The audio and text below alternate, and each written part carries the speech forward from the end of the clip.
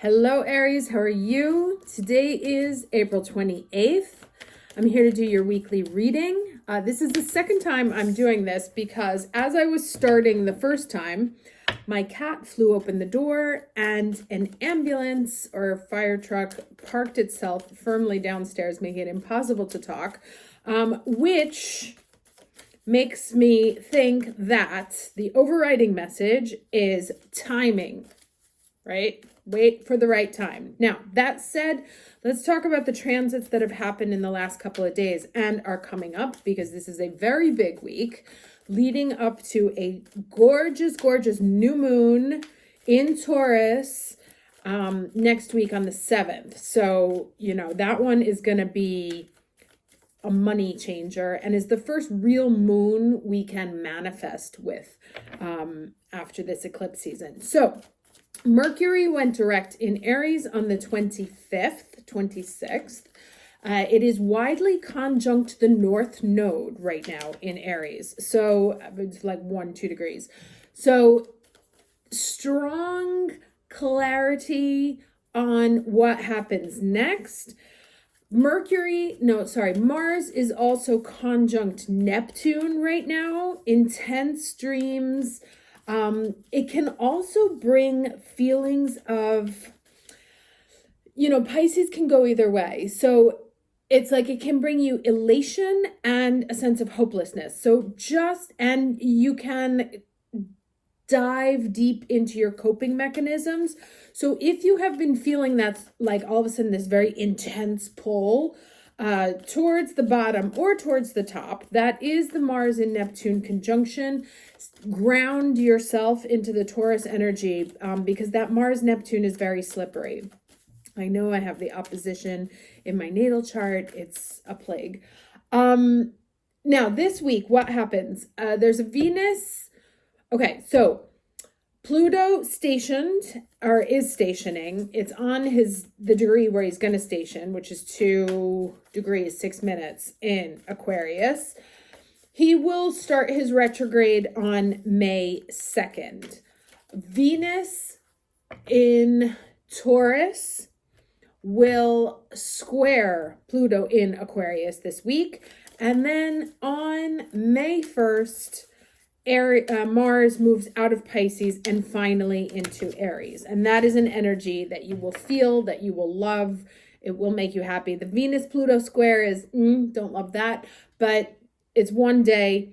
If you can keep your stuff together, what's on the other side of that? And it might be a breaking away, a breaking up, a breaking free, a separation, a crisis point. But it's kind of, like I said, getting the timing right. And once that Mars moves into Aries, we have a couple of weeks to really take advantage of it, especially that new moon of this forward moving energy. So I think you're going to like the shift that happens this week. And then finally, Neptune will stop being the chart dispositor. All right, that said, let's 333 get into the energy for the week. Relaxation, right? Like I said, it's about getting the timing right. Still a couple of things that we have to deal with. Things are not entirely into position yet. So, if you're trying to get things going and it's not working, take your hand off the wheel and wait a second. So this says, when you receive this card, relax. All is well. No need to strive or push to get ahead. Beneath the surface of life, everything is gently propelling you in the right direction. You can lay down your burdens and simply unwind. Slow down and allow calmness to fill you. When you relax and relinquish control, your intuition expands and you create the space for your spirit guardians to help you. Additionally, it's vastly easier to heal and have positive outcomes in life when you are rested and not filled with worry and a need to control outcomes. Lie back, stretch out, and watch magic unfold in your life. Very nice. Like I said at the beginning, everything's kind of a question of timing right now. I just saw the Two of Cups with the Seven of Swords there. So that kind of says to me, like, be wary of any, like, relationship admissions right now kind of thing.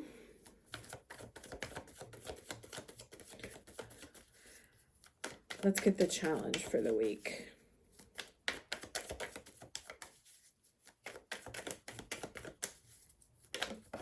Okay. All right. What did I say about the breakthrough, right? Now, this can be that Venus-Pluto square that I was talking about, things changing. This can also be the Mercury in Aries direct conjunct the North Node, putting the pieces together, seeing things, seeing where the change needs to happen, but it coming not from you pushing, right?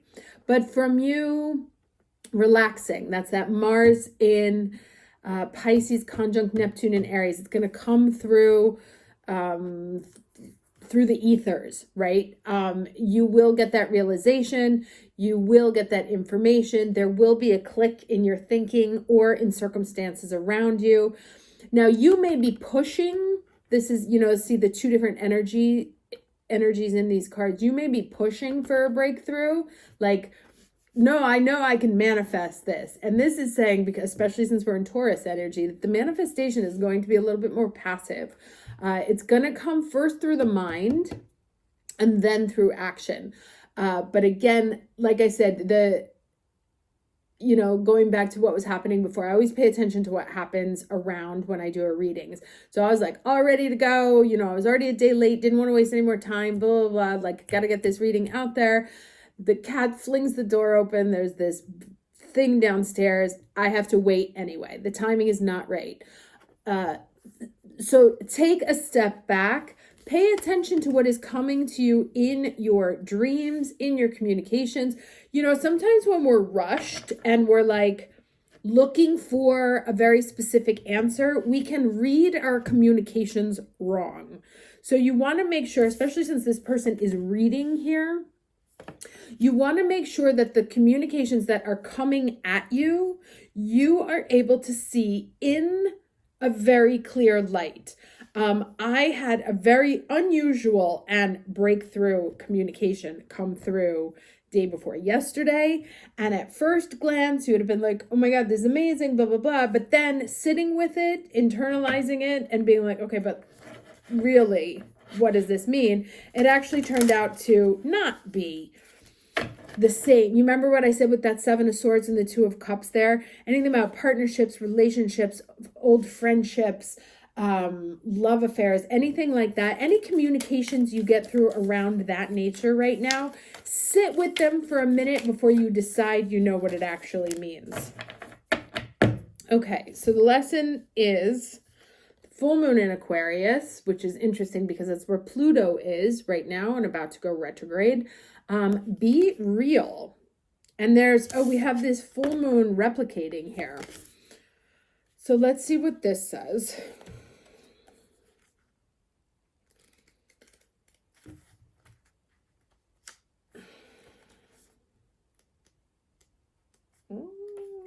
Process.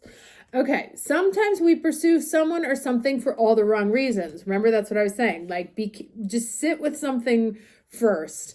Our ego gets involved, and before we know it, we're driving ourselves crazy by chasing something that may not even be right for us.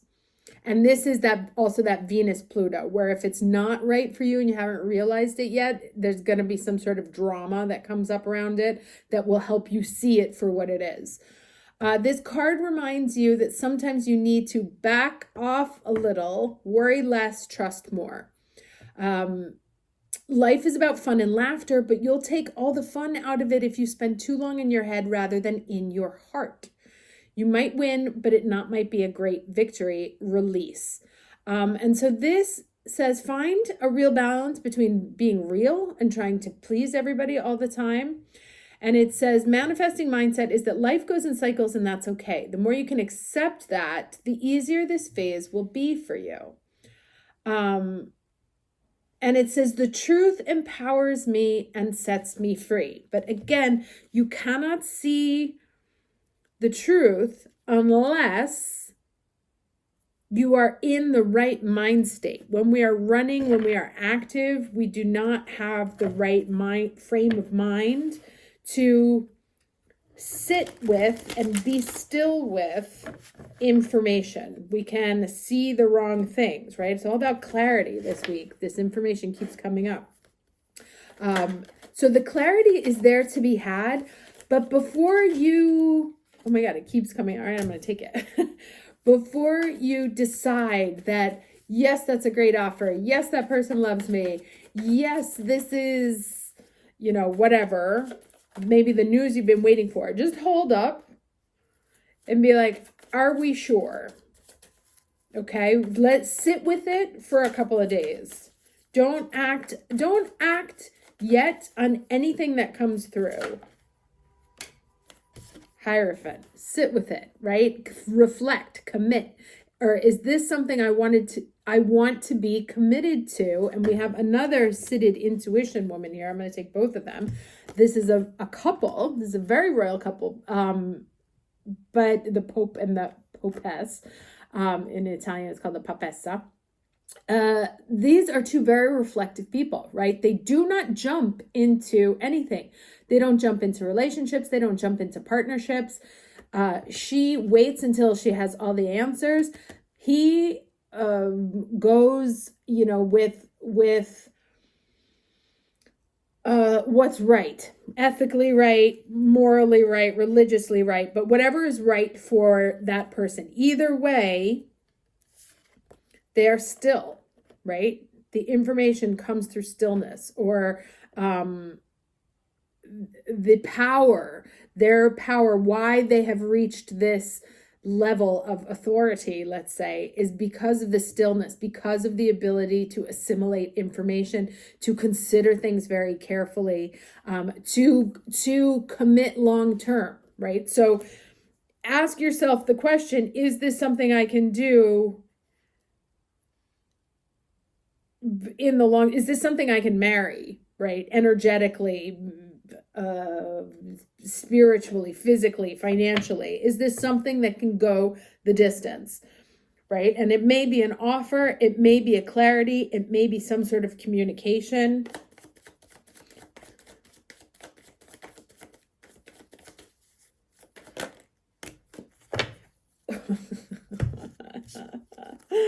Okay, so we have Temperance here.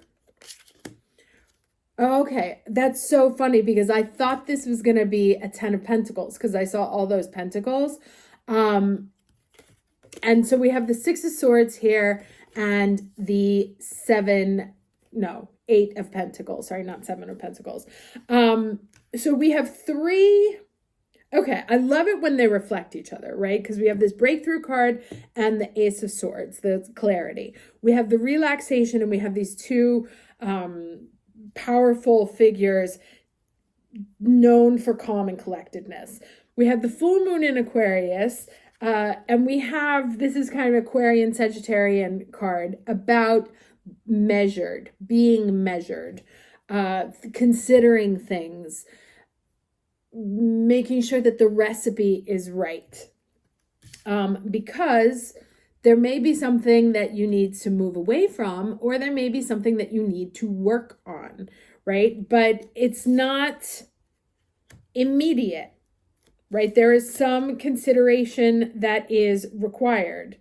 This could be a new destination. You could be moving away from something. You could be moving towards something. You could be working on something. It could be something where you moving away from something brings great financial abundance in the future. But it's going to take time, consideration. Yes, this is the patience card. Temperance is just a polite word for patience. And careful consideration. So like I said, it's not right? Because I thought it was a 10 of Pentacles at the beginning. And I laughed because I was like, oh, look at that. Maybe it's going in a different direction. And it wasn't. It was not what it seemed once I put the cards on the table, once I took a better look at it, right? So your first impression this week is not necessarily the right impression. Make sure you take the time to look through any communications that come to you and go through them and be like, is this something I can get long term with? Is this something like, do I trust in my gut that this is a good thing? Or is it just something I'm really excited about because it's an offer that I've wanted? Or is it something that I'm excited about because I'm getting impatient and because I just want things to move, right? Step back, make sure you look at everything, all your communications this week, anything that comes towards you, any offer of clarity, whatever, any situations blowing up. Wait until the dust settles. Read your contracts very thoroughly. If you get, going back to that Seven of Swords and the Two of Cups in the challenge deck here, if somebody suddenly professes love for you, remember this. Oh, I thought it was a 10 of Pentacles. No, it was an 8. It's going to be a lot of work. It's not, and may not be as great as you thought it was going to be. May require some severe moving to a different place, etc., etc. So just pay attention from a very calm, collected, rest and digest space. Anything that comes to you this week, do not make, oh, that's so funny, I was going to use a different deck. Do not make rash decisions because you're like, finally there's movement. Be a Taurus. And I divorced one, so I would never give that advice to anyone, but Taurus is, whereas Aries is like, let's go do this. They're sort of like the rain on the parade. Well, let's consider it. Is it something we really want to invest our energy into? And that's the energy you're going to need to embody, because when that Mars moves into Aries, it's going to be like somebody just tossed you the keys to the car. Hold a second. Where are we going? Are we sure we want to go to this destination, right? Because I want you all to spend between now and May 7th, of really getting very, very, very clear what you want to manifest in your second house. Now, your second house is also about marriage. It's the house of spouses. It's the house of values, things that you value, your self-worth, your income, your property, investments. Those are the things that now there's amazing time to manifest, because we will have Sun in Taurus, Venus in Taurus, Jupiter in Taurus for a few more weeks, and then he moves into Gemini. And you'll have this new moon in there. So it's a really fantastic energy with the Mars in Aries and the North Node in Aries. Love the energy. Get clear first, because whatever you're trying to manifest could be for a very long time, right? Make sure you want to get into bed with that program. Is this a program, a person, a job, a whatever that I can do for the next 25 years? All right, let's get some final advice.